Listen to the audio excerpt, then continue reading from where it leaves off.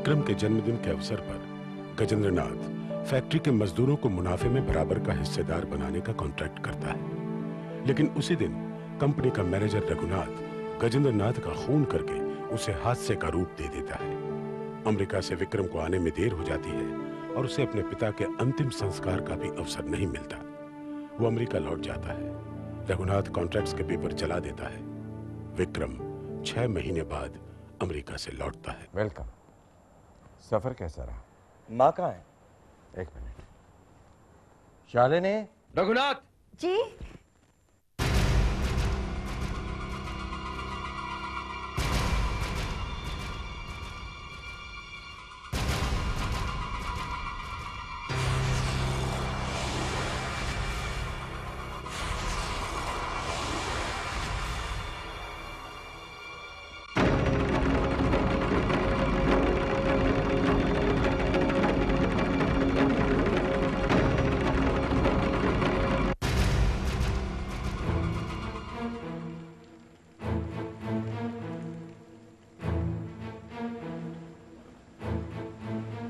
ये सब क्या है माँ?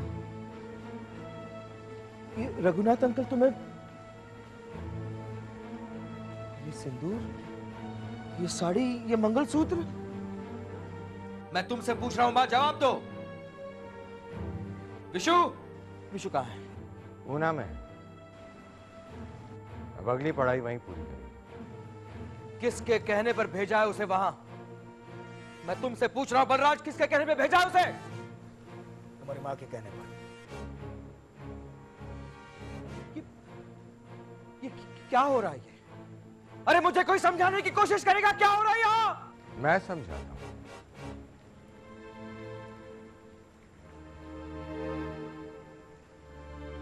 गजेंद्र नाथ जी की मौत के बाद और तुम्हारे यहां से चले जाने के बाद कंपनी की हालत बहुत खराब हो चुकी है। अब इस कंपनी की बागडोर मेरे हाथ में। क्या मतलब? तुमने? तुम्हारी माँ ने ये सारे अधिकार मुझे सौंप दिए। एक बात और, तुम्हारी माँ जरूर है, लेकिन अब वो शालिनी कपूर नहीं रही। अब वो शालिनी रघुनाथ वर्मा बन चुकी।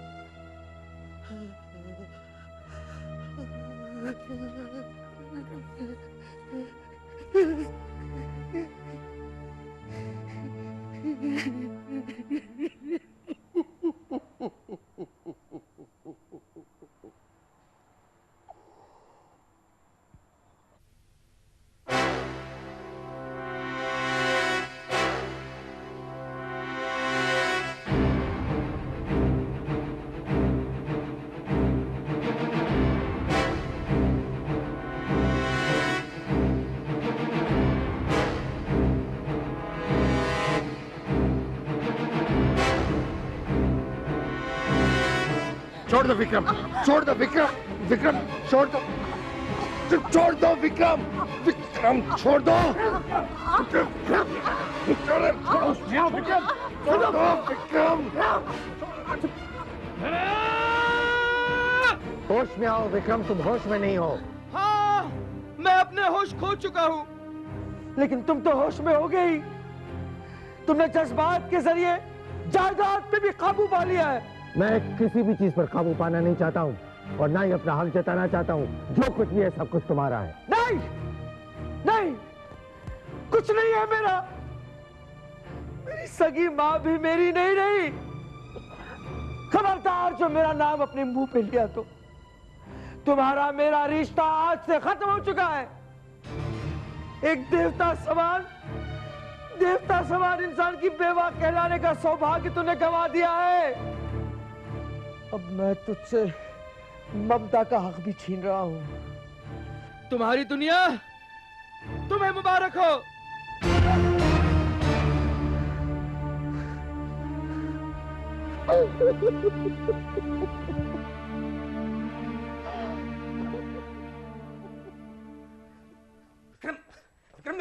सुन पिया।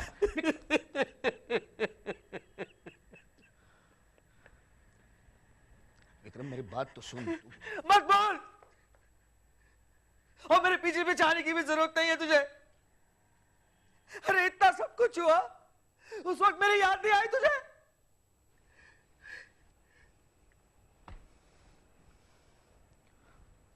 मैं मजबूर था विक्रम, और कंपनी की हालत वाकई में बहुत ही खराब थी। मैंने सोचा जो कुछ भी हो रहा है वो ठीक ही हो रहा है। मैं कंपनी की बात नहीं कर रहा हूं। मेरी माँ, मेरी माँ। क्या कर रहा है तू?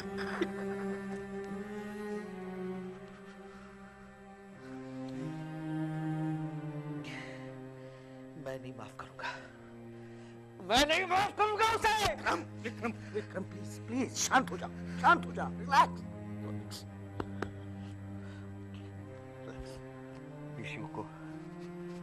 विशु को पता है इस बारे में? हाँ?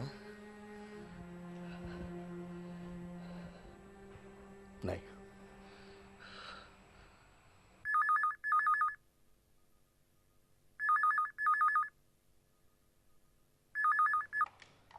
हेलो।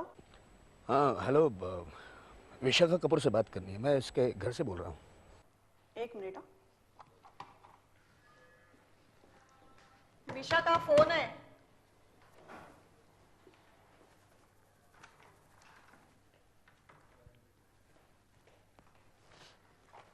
हेलो। हाँ विशु, बलराज। हाय बल्लू भैया, कैसे हो? एक मिनट, एक मिनट।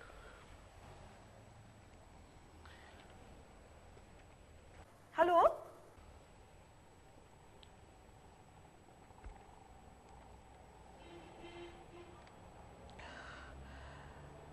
हेलो। हाय ब्रदर, तुम कब आए? बस अभी अभी अभी आया हूँ। How are you? Oh I am fine, I am very fine. क्यों, क्या हुआ? तबीयत तो ठीक है ना? हाँ, मुझे क्या हो सकता है, मैं बिल्कुल ठीक हूँ। अच्छा, यहाँ कब आ रहे हो? वेरी सून, वेरी सून, बहुत जल्द। माँ कैसी है? देखो, अपना ख्याल रखना। हाँ? Okay bye.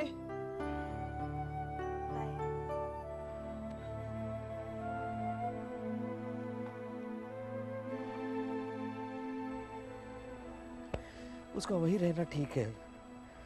यहाँ आकर ये सब देखेगी तो बर्दाश्त नहीं कर पाएगी वो। वक्त आने पे उसे बता देंगे सब। चल। कहाँ?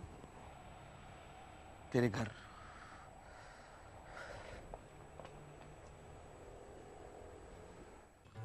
सब ठीक हो जाएगा। वो सिर्फ चिल्ला सकता है, 2 दिन रोएगा, चीखेगा, फिर शांत हो जाएगा। दिया बुझने से पहले फड़फड़ाता है। अगर वो शांत नहीं हुआ तो? उसकी आवाज हमेशा के लिए बंद कर देंगे। वैसे 1-2 तो झेलने ही पड़ेंगे। तुम यशवंत के घर पर नजर रखो। जी जी हाँ। वैसे कुछ पैसों की जरूरत थी, पीठ में दर्द है, कुछ दवा पानी के लिए अगर मिल जाए तो।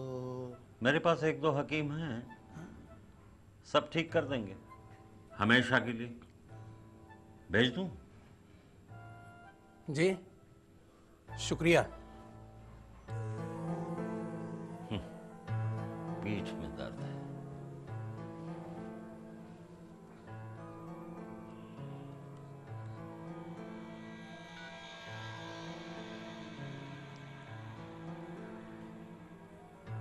मैं बोल रहा हूं, विक्रम लौट आया है। तुम अपना काम शुरू कर दो।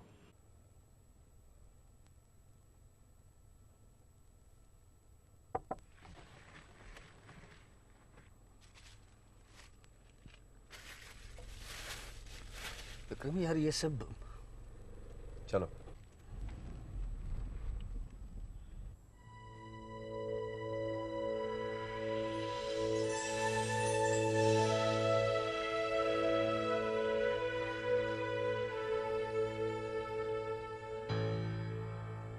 मैं जानता था वो ये सब कुछ सह नहीं पाएगा। अभी तक उतनी अक्ल नहीं है उसमें। कौन सा बेटा ये सब कुछ देखकर खुश होगा कि उसकी माँ ने दूसरी शादी कर ली। अभी उसके पिता को गुजरे 7 महीने नहीं हुए और उसकी आंखों के सामने तस्वीर का रंग ही बदल गया। इसमें हमारा क्या दोष? देखो, तुम्हें पाने के लिए, कंपनी को बचाने के लिए मुझे ये सब कुछ करना पड़ा। क्या ये सब वो समझ पाएगा, सुन पाएगा? नहीं। उसने अपना पिता खोया है। मैं उसे अपनाने को तैयार हूं, बल्कि आज तक मैंने उसे अपने से अलग कभी समझा ही नहीं है। समझ जाएगा वो। एक माँ होने के नाते मैं अपनी सफाई पेश करूंगी। उसे जो फैसला करना है करे। उसका फैसला उसे मुबारक। मैंने आज तक किसी के फैसले का इंतजार नहीं किया है। इंतजार करना मैंने सीखा ही नहीं है, ना ही फैसले का और ना ही उसके अंजाम का।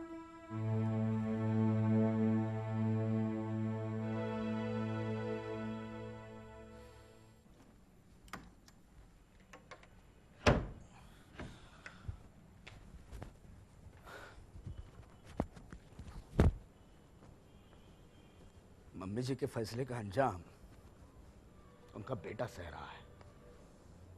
अरे क्या उनसे कहो जाके, क्या आके देखे क्या हालत है उनके बेटे की। ये सब कुछ तो होना ही था बलराज। विक्रम में अगर सहन करने की ताकत होती तो शालिनी शायद सब कुछ उसे बता देती। क्या बताती? हाँ, मैं पूछता हूँ क्या बताती? अरे पापा जी के गुजरे हुए 6 महीने भी नहीं हुए और उन्होंने दूसरी शादी का फैसला किया, ये बताती। वो तो अच्छा हुआ कि विक्रम यहाँ आ पहुंचा, वरना पता नहीं कब उसे इस नाटक के बारे में पता चलता। अब गुस्सा होने से क्या होगा? माँ से अलग होना इतना आसान तो नहीं है जितना विक्रम समझता है। अरे इसीलिए तो शराब पिए जा रहा है माँ। कौन समझाएगा उसे? दर्द इंसान को सब कुछ सिखा देता है। चीखना, चिल्लाना और चुप रहना, यही विक्रम की परीक्षा है। वो पानी से बचने के लिए आग में कूद रहा है।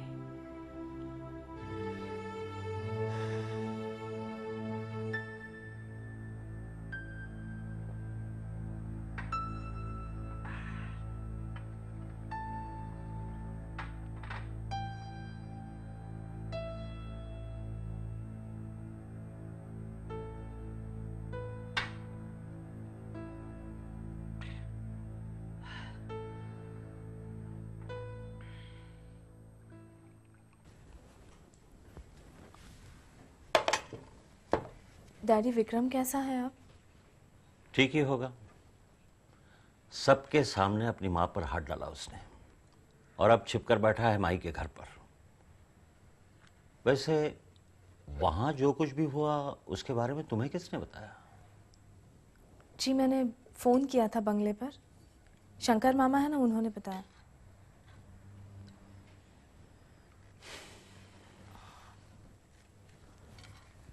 वैसे डैडी, मम्मी जी ने जो कुछ भी किया ठीक नहीं किया ना? तुम राय जानना चाहती हो या अपने मन की बात बता रही हो? बेटा, तू, बल्लू और विक्रम साथ में स्कूल गए, फिर कॉलेज में साथ थे। खेल कूद पढ़ाई में हमेशा तुम तीनों साथ रहे। उस उम्र में इंसान अपनी हैसियत, समाज, अमीरी, गरीबी के बारे में कुछ नहीं सोचता, और वैसे सोचना भी नहीं चाहिए। जी मैं कुछ समझी नहीं। समझा तो रहा हूं। अगर हम अपनी खाल उतार कर उसके जूते बनवाएंगे तो उन्हें सर पर नहीं रखा जाएगा, उनकी जगह पैरों में ही होगी, क्योंकि वही उनकी सही जगह है। यह बात और है कि ना ही उनके पास जूतों की कमी है और ना ही हमारी खाल इतनी सस्ती। कितना सोचती हो बिटिया? बिल्कुल अपनी मां पर गई हो।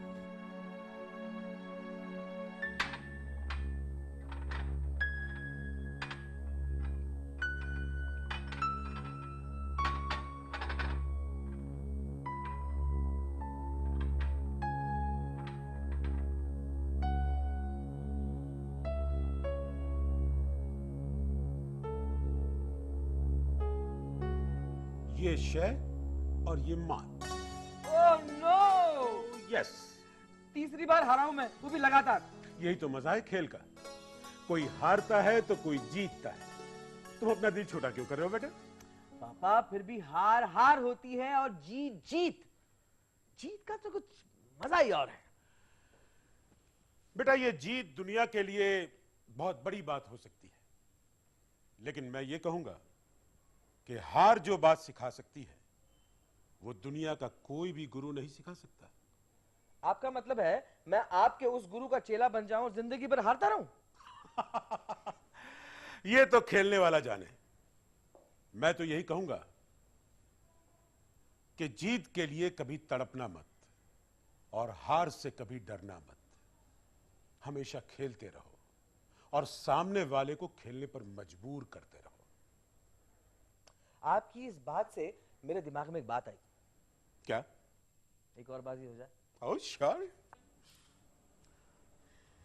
पता नहीं ये क्यों शराब पीता रहता है, दिमाग की भी बर्बादी और सेहत की भी बर्बादी।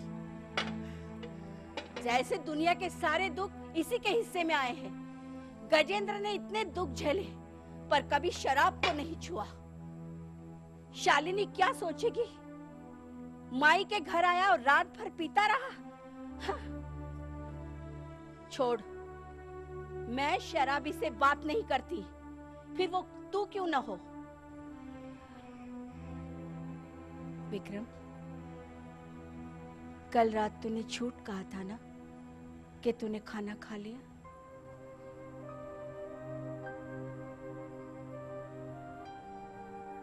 ठीक है, मैं तेरे लिए कुछ बनाती हूँ।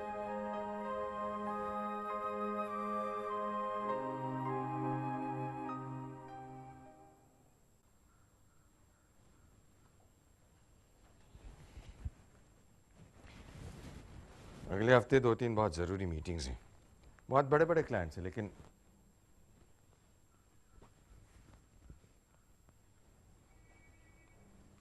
इससे पहले विक्रम का दिमाग ठिकाने लाना होगा। उसका अब कोई भरोसा नहीं है। जख्मी जानवर ज्यादा खतरनाक होता है। जानता हूं, और इस जानवर को तो मार भी नहीं सकते, और वो हमें गले लगाने से रहा। विशु को फोन किया? सुबह ही कर दिया था। वेरी गुड, जल्द से जल्द उसे यहाँ बुलवा लो। विक्रम का भी जी बहल जाएगा, और सोचने के लिए हमारे पास भी तो और काम है। आओ ना। क्या सोच रही हो? कुछ नहीं। अच्छा, आजकल का नया फैशन है क्या आगे खुलकर सोना? अमर, कृष्णकांत अंकल का फोन आया था, मुझे घर पर बुलाया है। कब आया था फोन? आज सुबह। ग्रेट, बोलो कब चलना है? तुम्हें मैं घर छोड़ूंगा। अमर, मुझे बहुत डर लग रहा है। क्यों? अरे घर जाने से क्या डरना? हाँ अमर, कल मैंने ब्रदर से बात की और आज ये फोन। अमर, इससे पहले कभी भी ब्रदर ने इस तरह बात नहीं की मुझसे। सब ठीक तो होगा ना? Actually I know the problem. The problem is तुम्हारा दिमाग खराब हो गया। अरे स्टूपिड गर्ल, जरा सोचो, तुम में और तुम्हारे ब्रदर में एज डिफरेंस है, तो डेफिनेटली टेंशन में भी डिफरेंस होगी। अब उनकी उम्र ये तो नहीं है कि वो एग्जाम्स की टेंशन ले। हाँ, तो रिलैक्स। ओके ओके, एक काम करते हैं, तुम जा रही हो तो इस खुशी के मौके में लेट्स सेलिब्रेट। हाँ, एक दोस्त की तरफ से एक दोस्त को पार्टी। बोलो कहाँ चाहिए तुम्हें पार्टी? Blue diamond hotel? नहीं नहीं, वो कुछ अजीब सा होटल है। वो अशोका होटल है ना?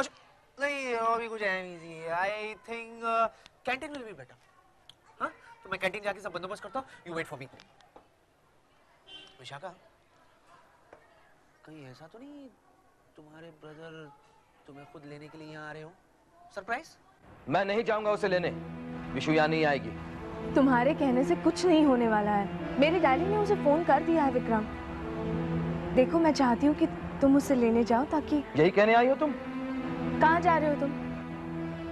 मैं विशु पर उनकी परछाई भी नहीं पड़ने दूंगा। उनसे मिलने की बात तो दूर रही, विक्रम!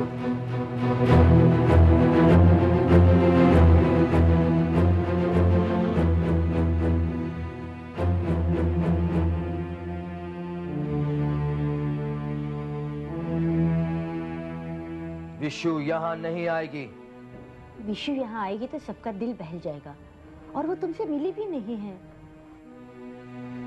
ये मेरा और मेरी बहन का मामला है, उसे ये तमाशा दिखाने की कोई जरूरत नहीं है।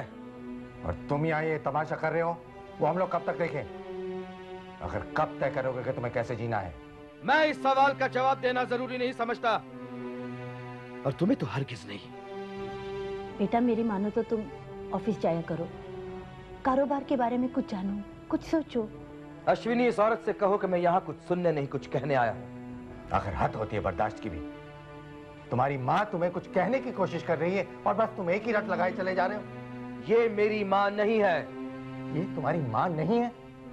शालिनी को तुमने माँ मानने से भी इनकार कर दिया।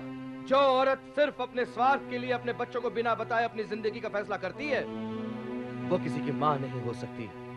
और तुम किसी के गले में मंगलसूत्र पहनाने से किसी के बाप नहीं बन जाते। बस बस, बहुत हो गया। हाँ, शालिनी ने अपनी जिंदगी का फैसला खुद किया। मैंने उसके गले में मंगलसूत्र जरूर पहनाया, लेकिन उस वक्त हालात ही कुछ ऐसे थे, और उन हालात का जिम्मेदार था तुम्हारा बाप। रघुनाथ, चिल्लाओ मत। तुम्हारे बाप ने शालिनी और उसके जज्बात को हमेशा नजरअंदाज किया है। उस हादसे के बाद शालिनी को यहाँ समझने वाला मेरे अलावा और कोई नहीं था, और इसीलिए मैंने उसे सहारा देना जरूरी समझा। तुम मानो या न मानो, लेकिन अब मैं ही तुम्हारा बाप हूँ। रघुनाथ!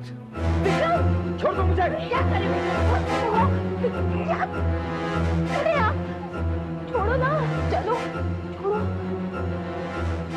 जाने दीजिए प्लीज। आओ आओ यहाँ। हे भगवान, शंकर!